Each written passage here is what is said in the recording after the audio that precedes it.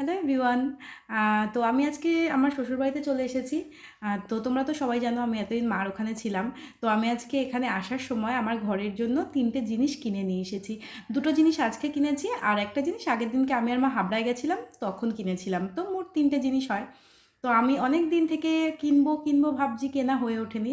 দেন আজকে এতদিন পর, মানে বিয়ের 7 মাস পর আমি কিনতে পেরেছি। আমার তো ভীষণ আনন্দ হচ্ছে আর ভীষণ পছন্দ হয়েছে জিনিস 3টে।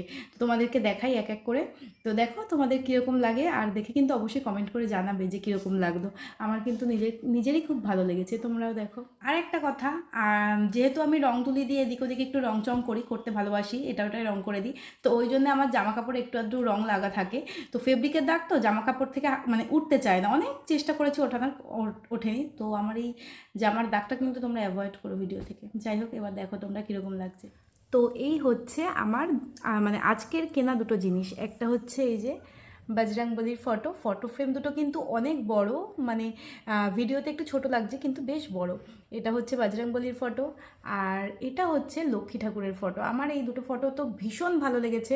তোমাদের কীরকম লেগেছে অবশ্যই কিন্তু কমেন্ট করে জানাবে। এই দেখো কি সুন্দর না ফটো দুটো। আমি অনেক দিন থেকে কিনবো ভাবছিলাম, কেনা হয়ে ওঠেনি। তো এই যে আজকে অ্যাটলিস্ট কিনে উঠতে পেরেছি। আর আরেকটা জিনিস হচ্ছে এটা, ঘরে ঠাকুরের ফটো এনেছি, তো শঙ্খ তো লাগবেই। তো ওই জন্যে হাবড়ায় গেছিলাম আগের দিনকে, তো এই শঙ্খটা আমি কিনে এনেছি। আর শঙ্খ আমি সবসময় বাজিয়ে কিনি, তো বাজাতে গিয়ে একটু লিপস্টিকের দাগ লেগে গেছিলো। যাই হোক, এই যে এই হচ্ছে শঙ্খটা কিন্তু বেশ ভারী আর এত সুন্দর বাজে, তোমাদের অন্য কোনো ভিডিওতে আমি বাজিয়ে দেখাবো এত সুন্দর শঙ্খের আওয়াজটা। তো কেমন হয়েছে এই 3টে জিনিস তোমরা কিন্তু অবশ্যই কমেন্ট করে জানাবে।